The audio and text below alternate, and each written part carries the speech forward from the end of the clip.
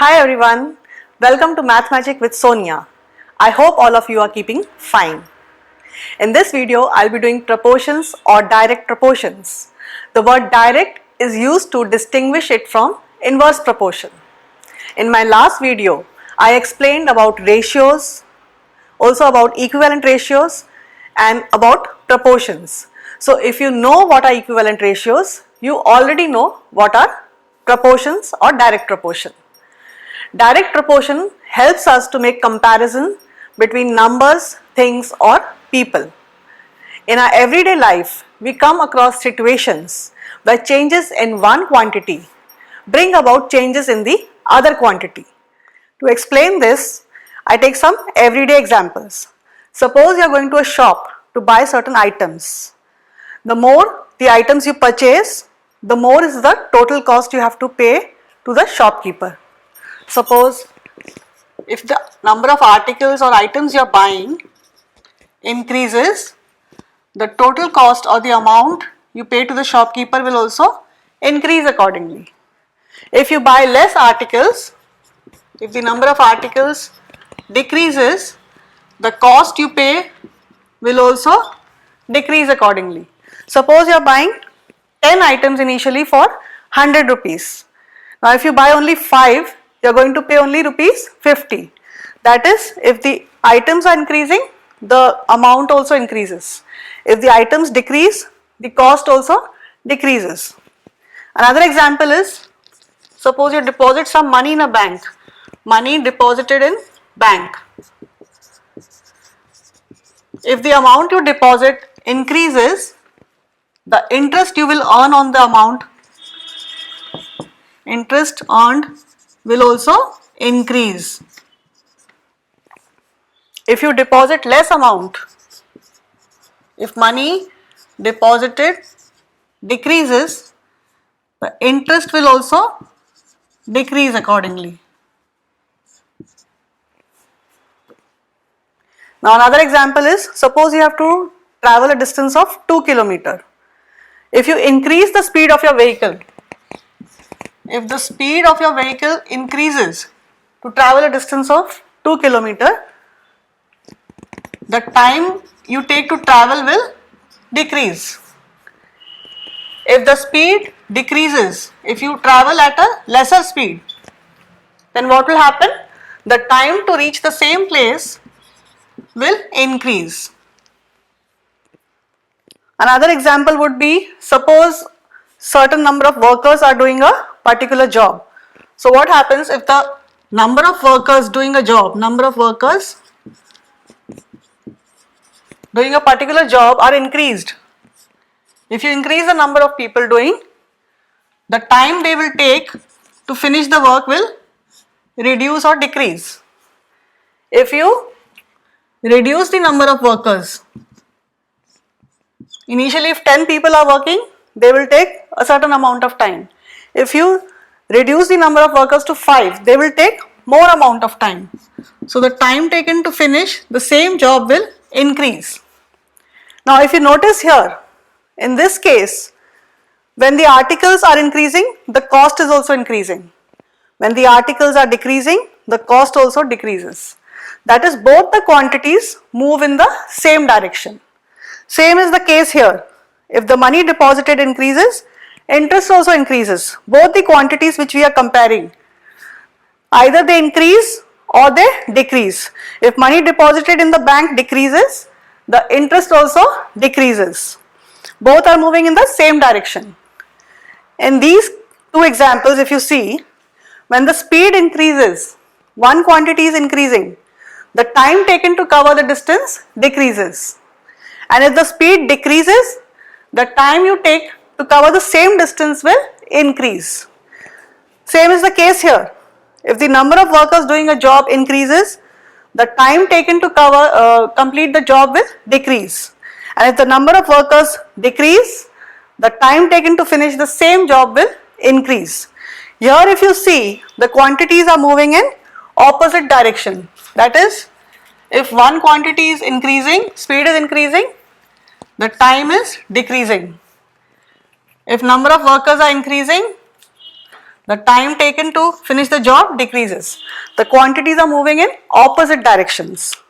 So when the quantities move in the same direction, if one increases, the other also increases, then this is a case of direct proportion.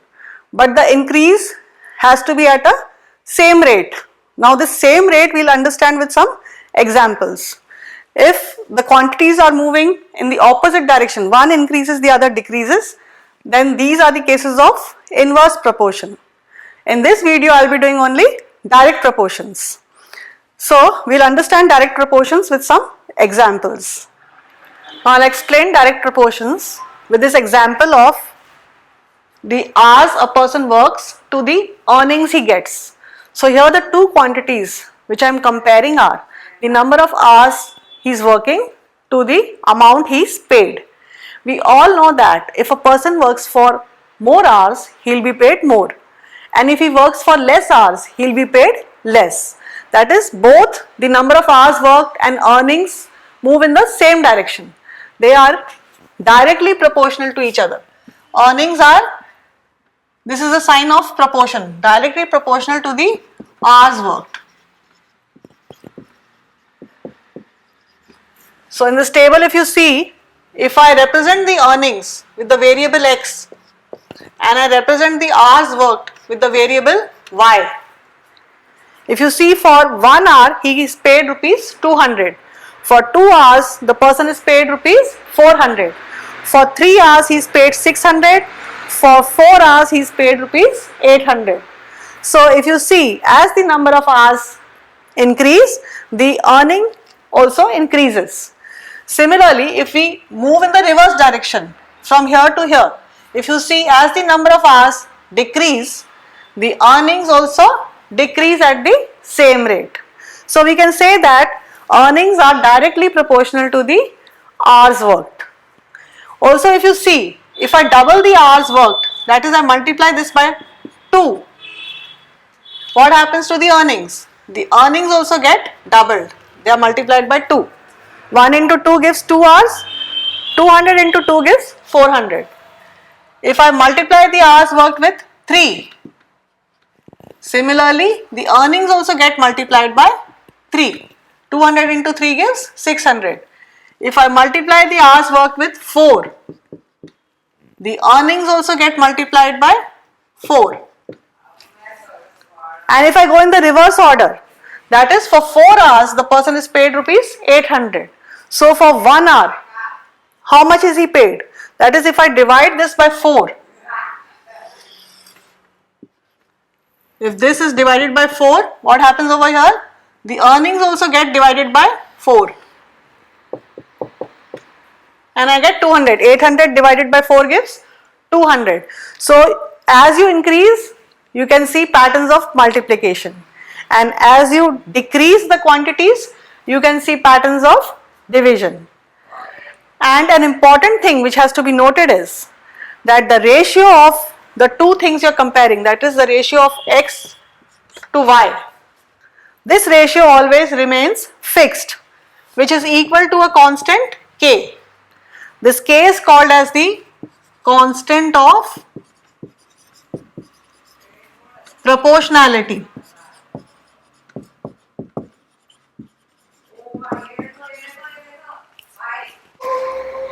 So if you see this ratio, in the first case it is 200 upon 1, where x is 200, the ratio of x upon y, and y is 1.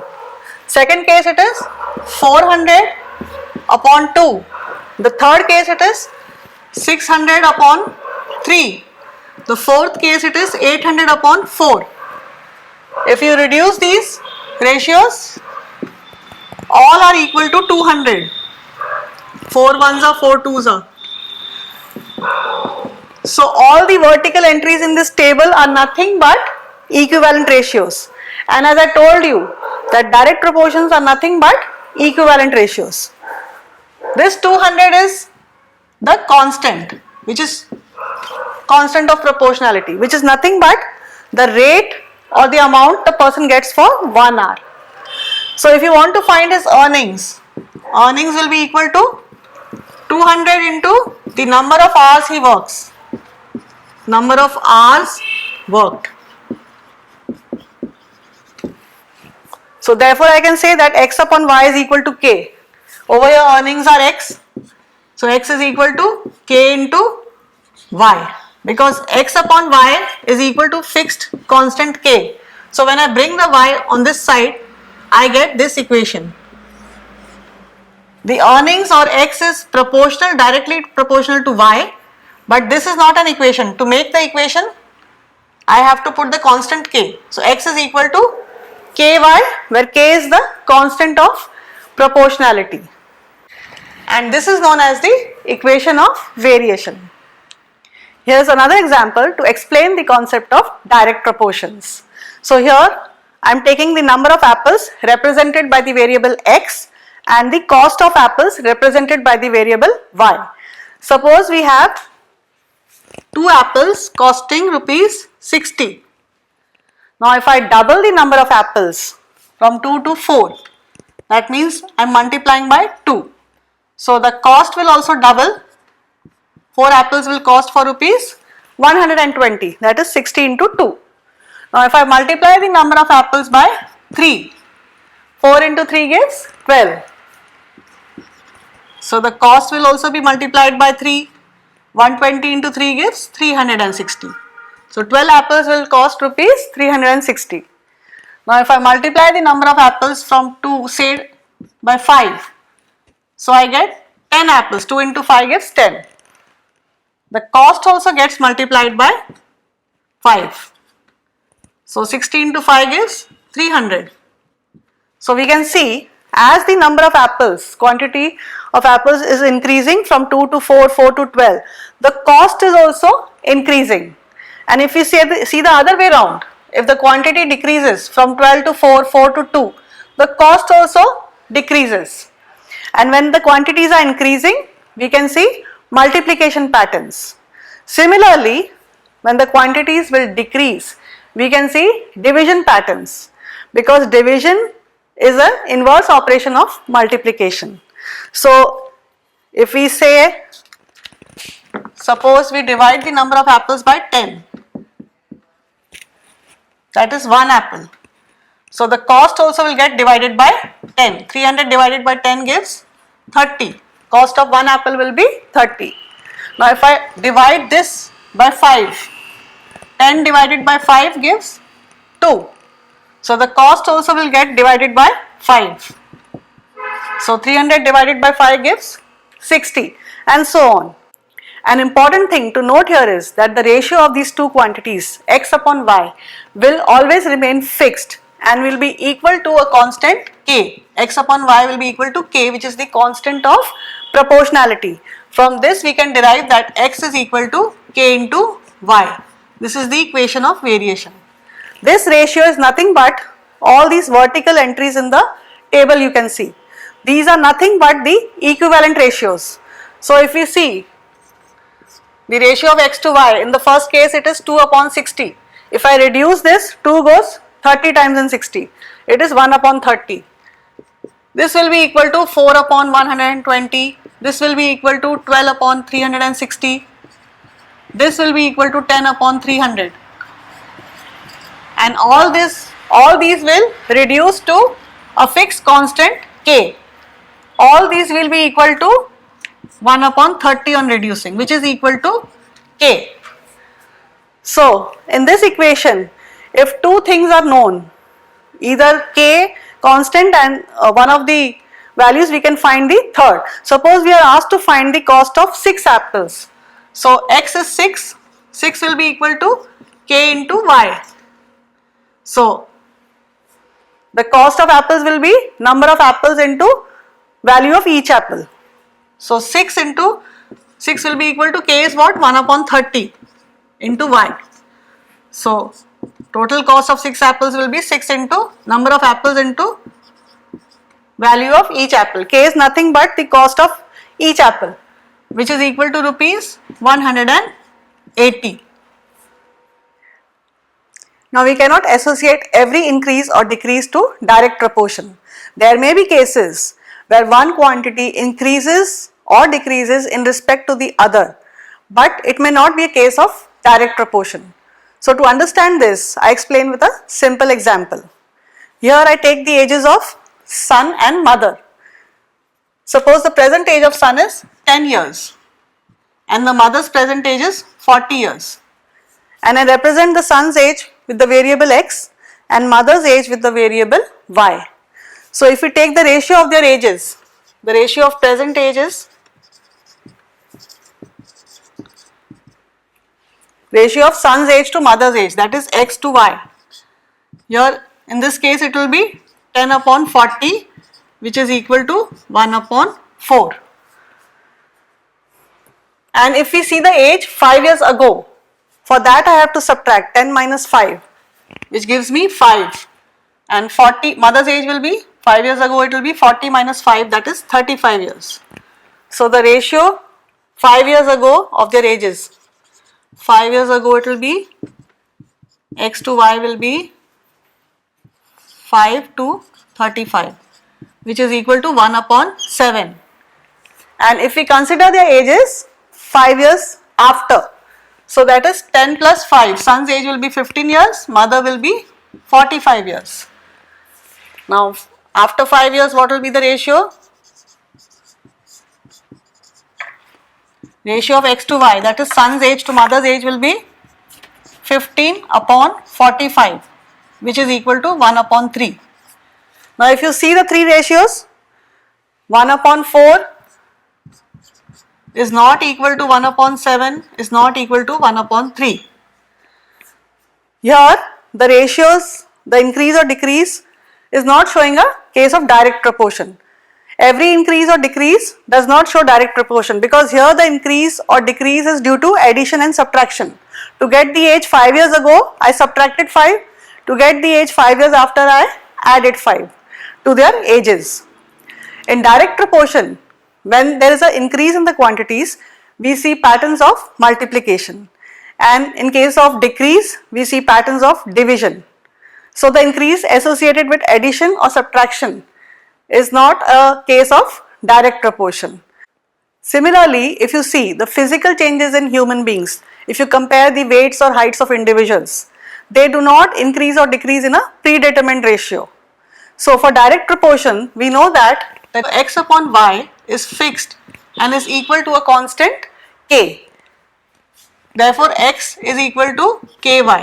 So we do not see in this equation any addition or subtraction. When y increases, x will increase. If y decreases, x will also decrease. And this is called as the equation of variation. So I hope the concept of direct proportions was clear to all of you. In my next video, I will be doing sums based on direct proportions. So please do not forget to subscribe to my channel and also press the bell icon so that you get notified on my next video. Thanks for watching. Take care. Bye.